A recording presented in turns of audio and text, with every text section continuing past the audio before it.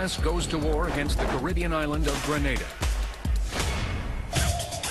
Their mission, stop a Cuban-inspired coup and rescue stranded American students. And we were just hoping that someone would come get us. But the operation is a logistical nightmare, and troops face a determined enemy.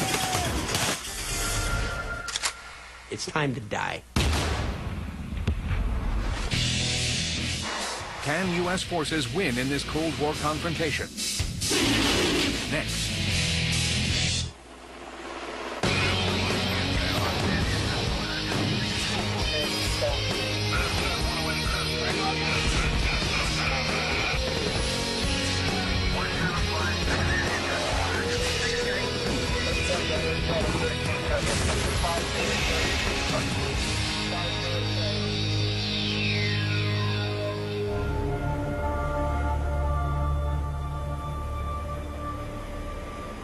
October 25th, 1983, 5:30 a.m.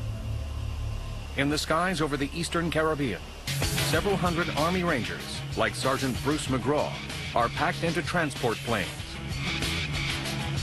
We couldn't even sit down with our equipment, and then all the other troops kind of piled in. It was one of the most packed aircraft I'd ever been in.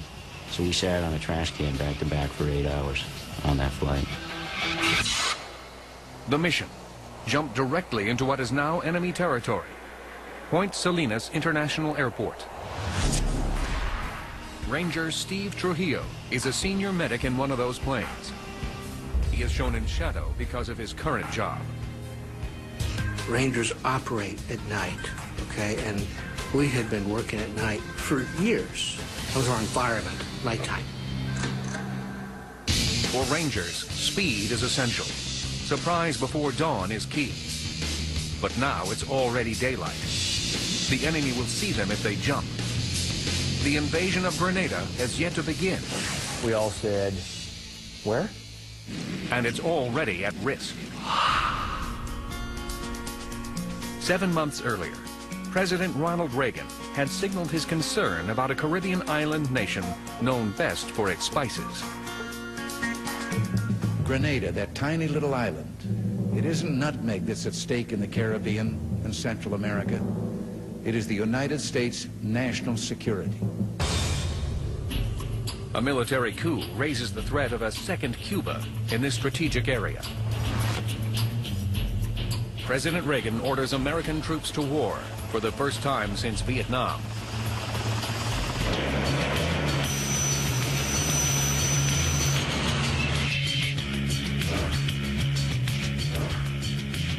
It's a rescue mission with two primary goals.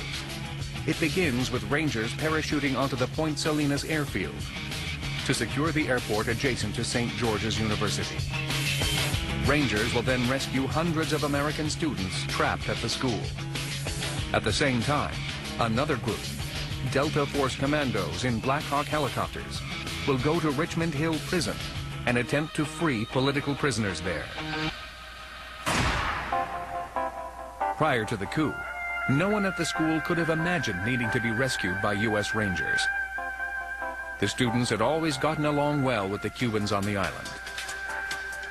We tried to keep out of the political realm. They played softball with our students on a regular basis, so there was a lot of fraternization, and there were no problems that we knew of between the Cubans, whether they were workers or military people, and the students. But now, the coup is making the student situation unstable and dangerous. A curfew was instituted, which was actually announced on the radio as a shoot-to-kill curfew. We had very, very limited food. We ran out of water within 24 hours. And we didn't even have water to wash ourselves or to go to the bathroom. I think that is probably the time when most of us started realizing that something major is going on in the country and we want to leave. Days going by, we became more and more worried about what was going to happen to us. The head of the coup and several of his soldiers came to our campus one day to try to calm us down. However, it had the exactly opposite effect on us.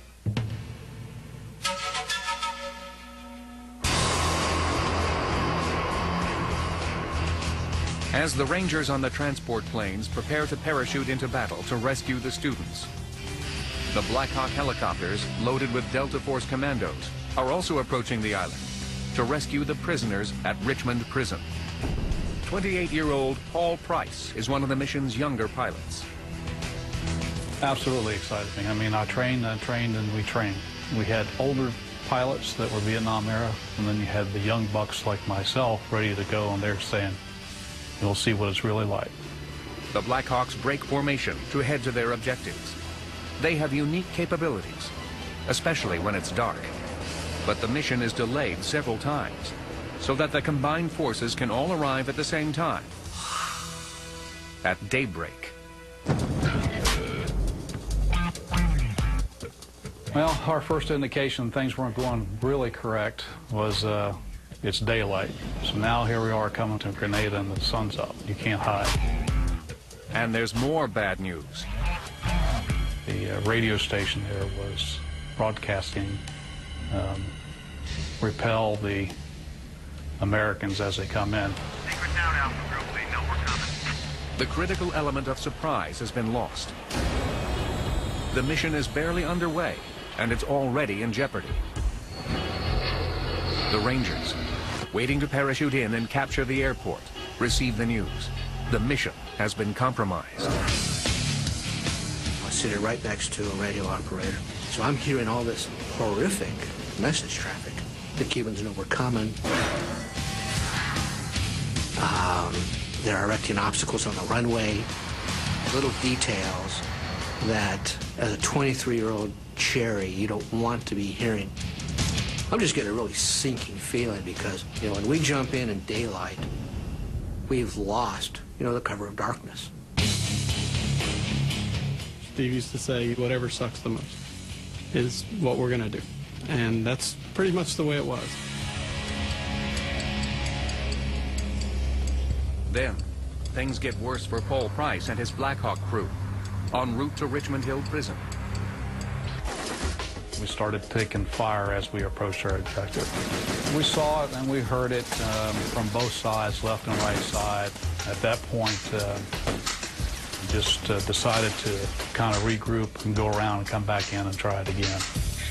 Pilot Keith Lucas makes a second approach. I'm doing navigation and telling him which way I need to go to get the airplane into the position. There's nowhere to set the helicopter.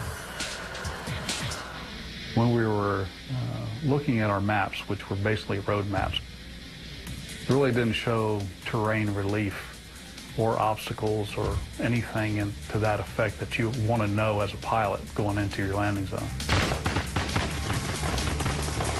We're taking such heavy fire. At this point, we take a major hit on the aircraft. The airplane shook violently. Keith was hit. I took the controls and basically just dove the helicopter down into the valley to get out of harm's way and to recover the helicopter. Don't have too many options now. I really don't want to go in the water with all these people on board. My only option is the trees that are over to my left, or try to make it over to the airport, which is not secure because the Rangers haven't jumped in yet. So my option was to put it in the trees. It's a horrible option, but it's the only one they've got.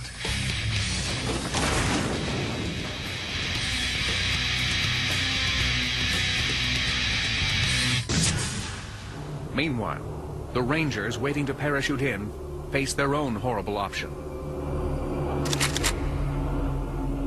It was a 500-foot jump. I wasn't flying a plane, and I sure as hell didn't have an altimeter, so I just kind of like went out the door, waited till I hit the ground. We normally trained at 1,000 or 1,250. 500 was low. But the Rangers have no choice. They're under fire.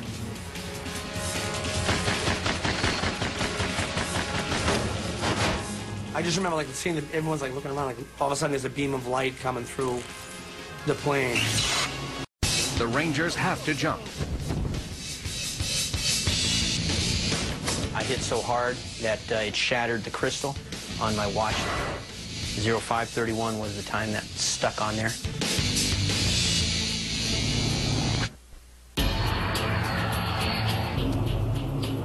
U.S. invasion of Grenada and rescue of American students stranded on the island is barely underway. But already, a Black Hawk helicopter en route has been hit by enemy fire and is reeling out of control. With the pilot severely wounded, co-pilot Paul Price manages to crash land in the trees.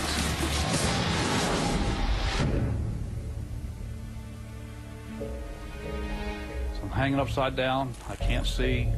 I reach up, pull the throttles off, get everything offline. I always carried a boot knife. So I cut myself out. I said, yeah, anybody seen Keith? And at this point, it's starting to smoke, and we know it's going to blow any time.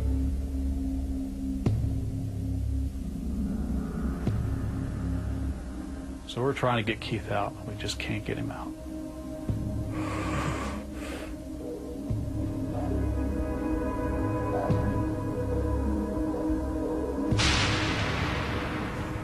Black Hawk pilot Keith Lucas is dead, shot in the chest and head. He's the first casualty of the operation. He was 26 years old.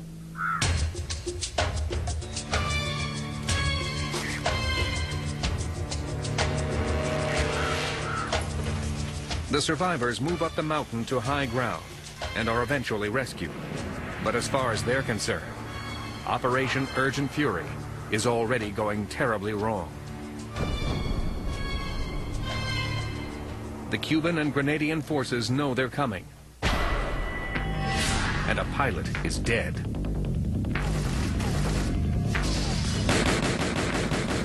You're trained to accept these changes that happen and to go with the flow to complete the mission. By 7 a.m., some 1,200 U.S. Rangers are now parachuting into Grenada's airport. But they're under fire. Enemy troops are positioned in the hills next to the runway, where the Rangers struggle to organize. Nearby, the medical students hear the gunfire, but at this point, it only increases their fear.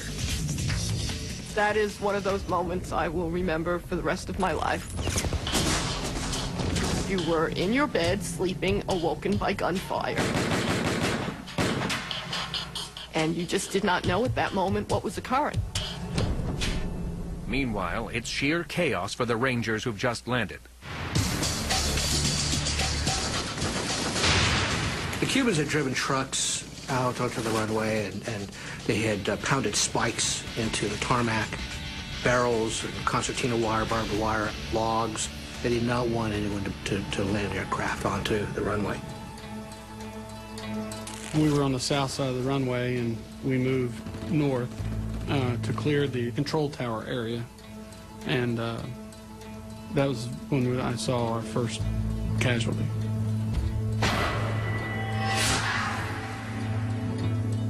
This was the first dead American soldier I'd ever seen. And I looked at his jungle boots, and his jungle boots looked just like mine. And that just really struck me. Doesn't get any more real than that. Most of the Rangers land where they're supposed to, on the north side of the runway.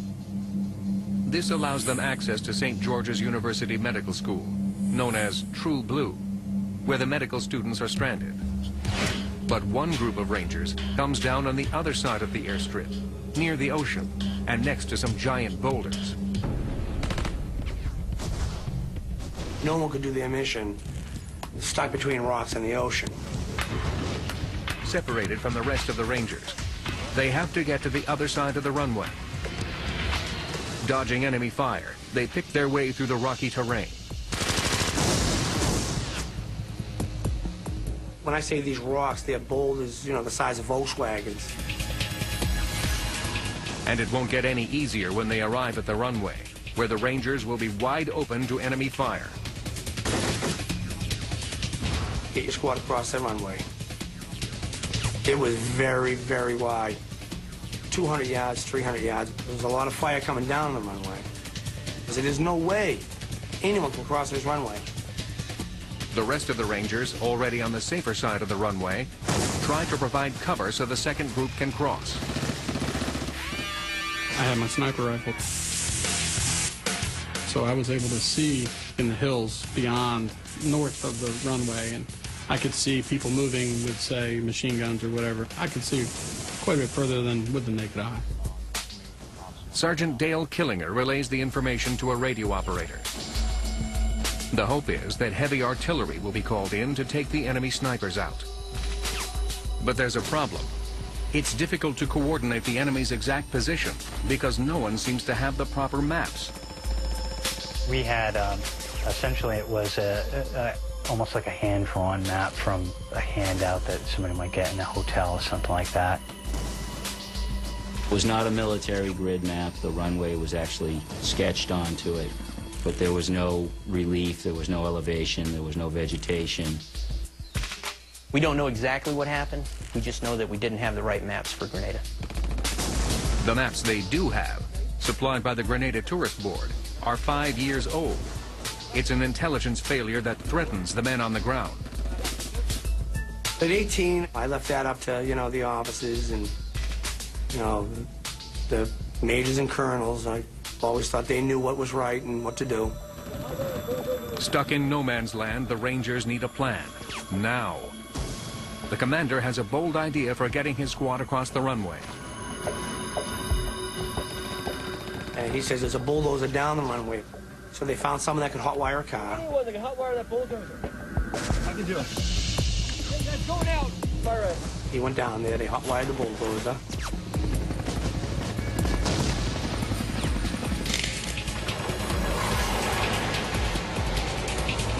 We got behind it. Captain Abizaid included, led the way. Follow me. Sergeant Manus Bowles positions himself behind the controls. He is exposed and vulnerable. He had the blade of the bulldozer up as best he could, and he ducked, I guess. I mean, I was more concerned with my own ass than his.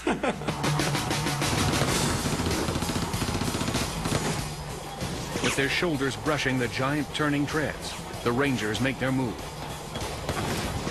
I knew in a million years I wouldn't try to leave the safety of that bulldozer. You heard so much firing, bouncing off this thing. You had 400 Rangers giving you cover and fire. You had the Ranger mortars.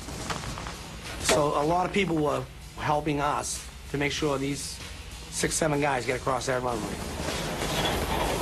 That's the longest 2 minutes you could live.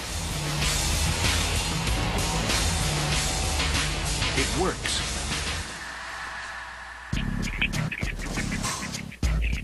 The bulldozer helps reunite the Rangers. By mid-morning, the airport is secure, and U.S. planes can land. Now the Rangers turn their attention to the original mission, the rescue at the medical school. Resistance is light, and after a brief firefight with Grenadian guards, U.S. forces enter the campus. I remember hearing kids are outside, it's the Americans, and then at some point hearing an American soldier saying, we're American soldiers, we're going to get you out of here. Some people were very happy, some people were crying, some people were laughing. One of the things my friends and I were saying to each other, if I ever get off this damn rock, I'm going to kiss the ground, and kiss the American soil. When the soldiers first came and we started talking to them, I still remember them looking at us and saying, what do you mean, ma'am? There's more students. We thought you were all the students that were there. And unfortunately, they didn't know about the other campuses. The Rangers are shocked to learn that these aren't the only students. There is another medical school campus nearby at Grand Anse with even more students. And hundreds of others are scattered around the island. School officials had tried to warn the military of the situation. We had been working with the State Department and the National Security Council regarding this. My only request, ironically, at the time, was that we needed to round the students up so they're at one central location. Somehow, U.S. officials in Washington had failed to relay this critical intelligence to the military. I didn't just show them maps, I had given them maps. I'd even marked out possible helicopter landing sites for them. But instead of maps with landing sites, the soldiers end up with tourist maps, another major snafu in this ill-fated mission. The Rangers need a better way to find the second campus at Grenada and rescue those students. But first, they have to evacuate the 138 students at the main campus. At some time in the late afternoon, they escorted us back to our rooms to collect one bag. They gave us about 10 minutes in our room. The students are ready to leave Grenada. But unforeseen obstacles will threaten both them and the troops.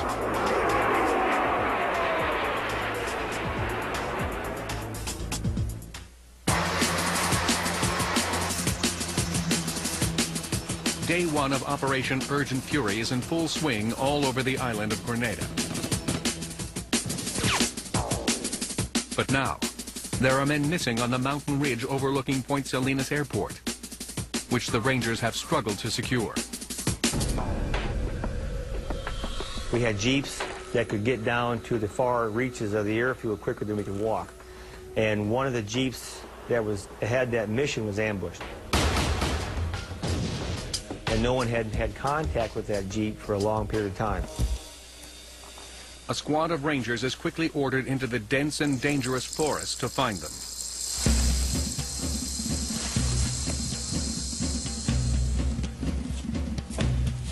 We get up top of the hill, and that's when things start coming apart. On the way to find the jeep, there's serious trouble. The search party has run directly into the enemy in the form of 3 Soviet armored personnel carriers known as BTR-60s. We're going to try to stop them. Fortunately, the Rangers are equipped with light anti-tank weapons known as LAWs.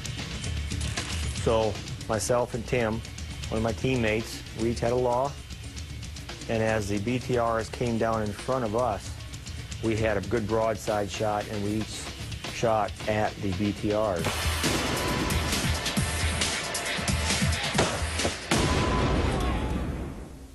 And we both missed. Missed.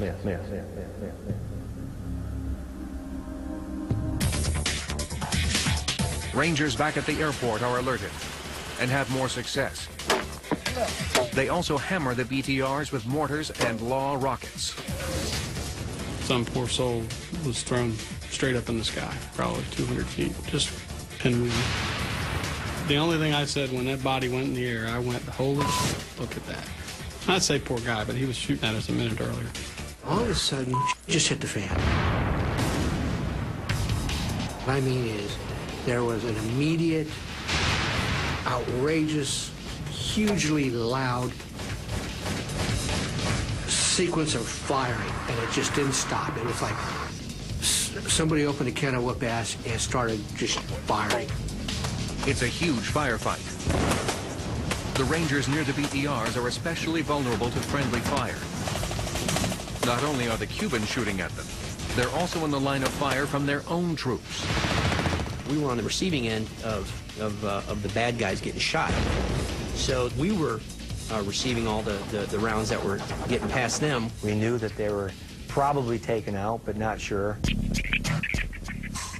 The Rangers survive the assault, and the BTRs no longer seem to be a threat. They continue their original mission to track the missing Jeep crew, but they are uneasy. When they finally find them, 4 crew members have been wiped out by enemy fire.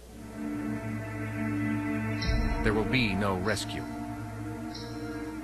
Now, the Rangers are deep in hostile territory, about a mile from the airport, and need to save themselves. But one of the BTRs has left them a surprise. I could see through the break in the trees. I scanned my eyes, just a natural act to follow that line sight. And at that moment's when I saw the guy stand up and shoot Lieutenant Ferrari.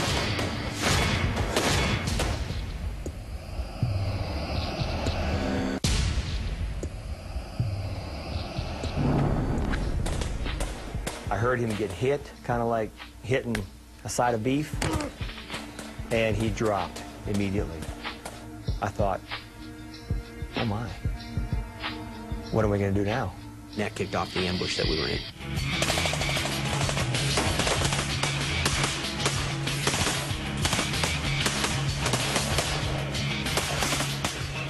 It's about 2.5 hours, that fight. What had happened was that BTR had slowed down enough to let off roughly 11 guys, and they set up that hasty ambush that we walked into. All I could see was Lieutenant laying in the road. So they provided covering fire. I went out, grabbed the lieutenant, pulled him back into the weeds with me, and then from there, I carried him up to where the doctor was waiting. We patched him up real quick. We'd never leave a Ranger behind, and I wasn't going to leave him behind.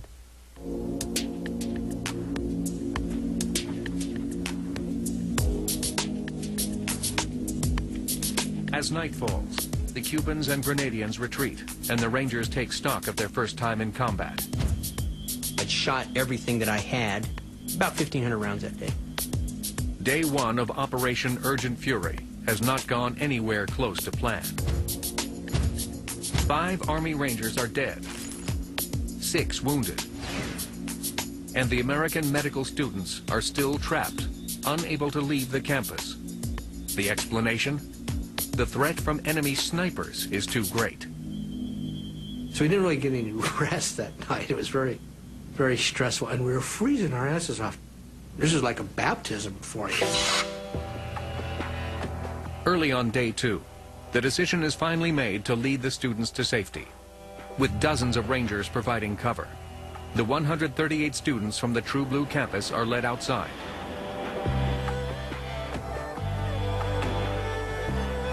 They are then escorted to the U.S.-controlled airport for evacuation.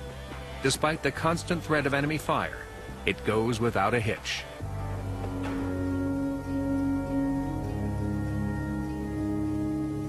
A few hours later, the students arrive in friendly territory. And we got off the first transport in Puerto Rico. I said to a friend of mine, take a picture of me. I want to have one picture of me. And I got off the plane, I kissed the ground. But there are still over 200 medical students stranded at the second campus, at Grand Anse. Even so, President Reagan declares victory in Grenada. I can't say enough in praise of our military. Army Rangers and paratroopers, Navy, Marine, and Air Force personnel, those who planned a brilliant campaign and those who carried it out. Almost instantly, our military seized the campus where most of our students were and are now in the mopping up phase. But Reagan is wrong. The war is far from over. I asked somebody, I said, what's going on with these guys? They're not surrendering. Of course they were going to resist. They're Cubans. This is what they did. But they fought. They deserved my respect. They earned my respect and they got it. It was all about the revolution. U.S. troops are still fighting a determined enemy. And 233 American students still need to be rescued from the Grand Anse campus. But when and how?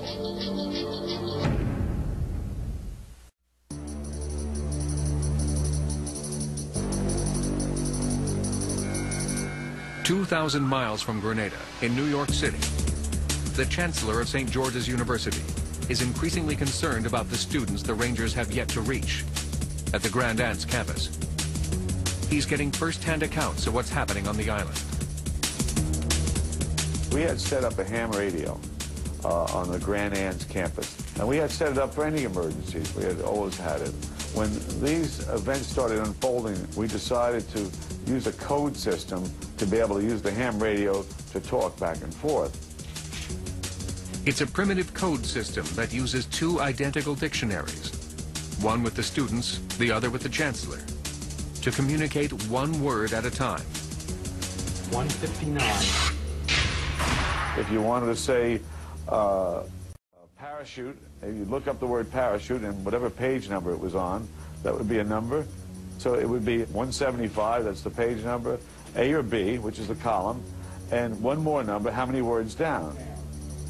So when the students stranded at the Grand Anse campus wish to communicate the word parachute. The code they send over the ham radio is 175, the page number, B, the column, and 11, how many words down it appears on the page. 175. One of the students' coded messages makes the chancellor especially anxious. They were saying Grenadian soldiers are walking by the windows waving to us. What should we do? I said, wave back. And I'm calling the State Department to try to find out more. By now, the military knows the location of the Grand Dance campus, thanks to details provided by the first group of evacuated students. But once again, Army Rangers do not have the proper maps for their field operation. The Battle of Grand Dance was planned on a friend of mine's surfing map. Somehow, the surfing map is good enough. Troops make their way to the Grand Dance Medical School, but it's surrounded by enemy troops. There's a lot of fire going on from the Navy, strafing around us, just out of the blue. Machine gun fire came right at me. Hit to my left about a foot, my right about a foot, right in front of me and right behind me. It didn't hit me. The students are also in the line of fire. It's a desperate situation. With bullets flying everywhere, they could be killed before the Rangers can get to them. They would put mattresses up around the windows and stuff to keep, keep any fire, just glass shattering or whatever from in them. But, I mean, it was strafed pretty heavily all around them. With the students in dire need of help, every minute counts. The U.S. troops carefully launch their assault. With precision timing, they storm the building and quickly overwhelm the Grenadians. In a matter of minutes, they're inside.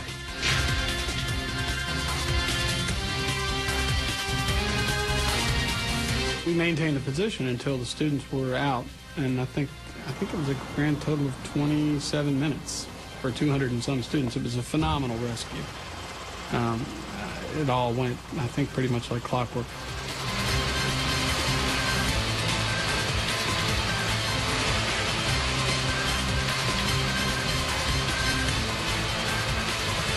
The swiftness of the Rangers is key to the operation. All 233 students at the Grand Dance campus make it out alive.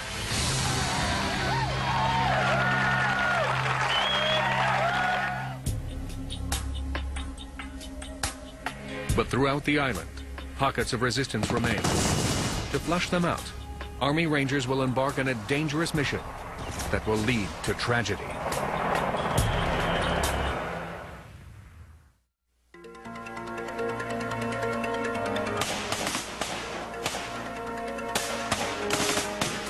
Grenada, Day 3. Sporadic fighting from the insurgents continues to flare. But on the south side of the island, intelligence reports the enemy is amassing troops. This calls for a new operation. 8 Black Hawk helicopters, each filled with 15 or so Rangers, are assigned to take them out. My platoon leader came out and briefed the aircraft commander and said, and this was the first that I had heard of this mission, we were going to conduct a combat assault in the Calvigny barracks. The Calvigny barracks lie on a peninsula. Access is difficult, and hundreds of enemy troops await them. It was outrageous. It was supposed to be like, I don't know, 600 Cubans there and 1,200 Grenadian militia, and we're going to go fly into this compound and kill everybody. Okay, so I'm doing the math. There's 15 guys in 1st Platoon. I'm like, okay.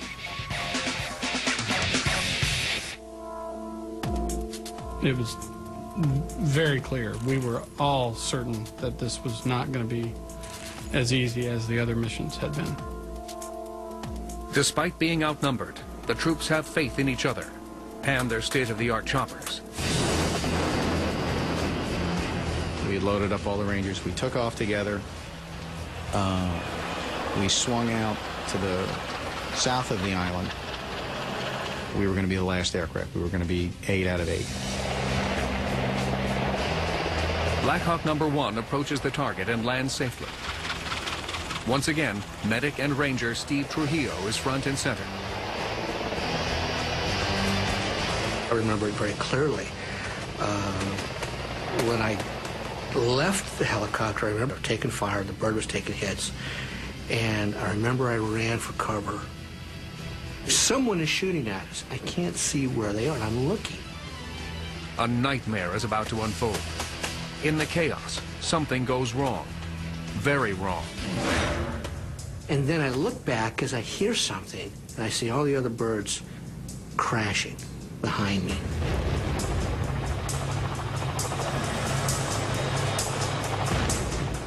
In a matter of seconds, the number 2, 3, and 4 Black Hawks all go down.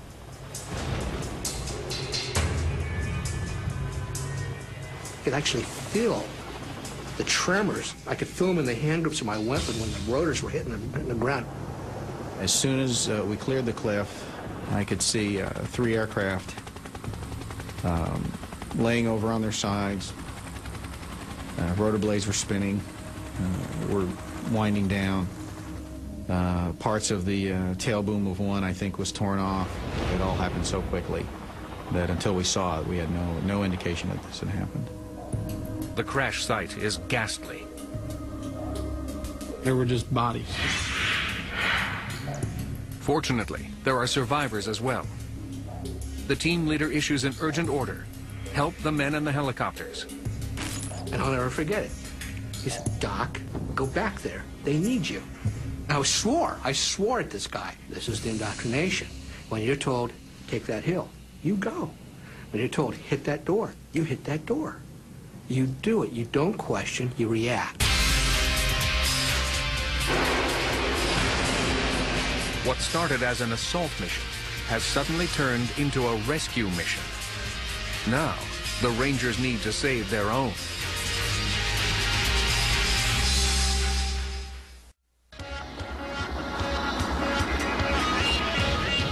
Three Black Hawk helicopters have crashed in a remote part of Grenada. Medic Steve Trujillo, who witnessed the ghastly crash, is among the first on the scene.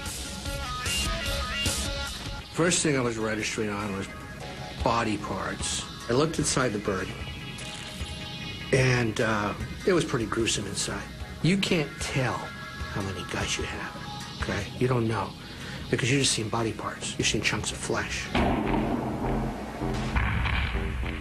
A lieutenant's leg hangs by a thread.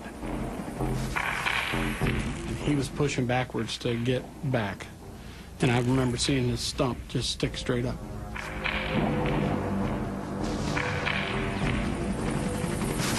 I'm looking at him thinking, man, you're gonna die. His veins are deflated. I banged that catheter in first try, first shot.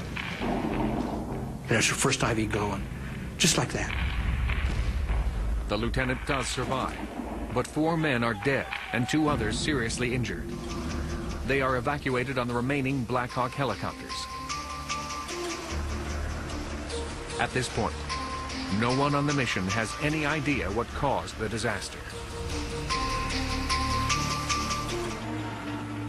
As we started to head back to the airfield, still thinking that the first group was shot down, some point between the barracks and the airfield, Colonel was overhead, battalion commander, and he called down and he said, "Slow down, caveman, you lost 3 aircraft because you went in too hot." The power and speed of the Black Hawks had gotten out of control. The first group probably went in a little too fast. Human error, compounded by enemy fire, is the cause of the chopper crashes. The first aircraft landed all right, the second aircraft landed all right, and then the third aircraft overshot his landing, meshed rotor blades with the second aircraft, which caused both aircraft to flop over onto their sides. I felt like I'd fallen down a mine shaft, you know. Operation Urgent Fury, riddled with problems from the very start, now has 3 more helicopters in charred pieces and more than a dozen men dead. And there are still some 200 students to be rescued. It got a little grim. People who, are normally motivated and brave, you saw a lot of white faces, and you saw a lot of people like, this isn't good. One of the pilots came up to me, tapping his pack of cigarettes again. I said, "Oh, Jay, I don't smoke, I don't smoke, I don't smoke." So he came up again, he goes, "Oh, that's right, you don't smoke." And I remember I looked at him, I said, "Today's a good day to learn."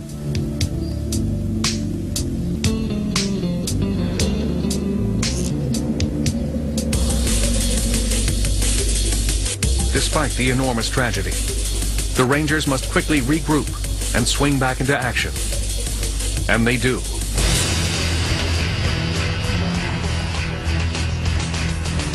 Over the next 2 days, U.S. troops quickly sweep and secure the entire island. With the mission nearly complete, there is only one objective left: rescuing the remaining medical students living off campus on the island. God knows what had happened if they didn't come and rescue us. Maybe some of us would have been killed. Who knows what had happened? Compounding the rescuers' difficulty, the students are scattered in houses throughout Grenada. Finding them won't be easy. But with a dedicated sense of purpose, every last student is tracked down and led to safety. That was one of the purposes of the mission. And the fact that no students were injured or were killed was a very important factor. The main objectives of Operation Urgent Fury are now met. American students are evacuated, and a communist-backed threat in the Caribbean is crushed. Major action ends on October 29th, 1983. It was successful. I came back alive. We brought all our boys home because we never left a Ranger behind.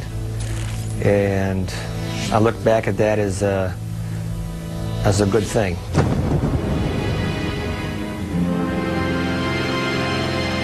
Today in Grenada, at the campus of St. George's University, there is a small bronze monument. It honors the troops who rescued the students and restored order to the island.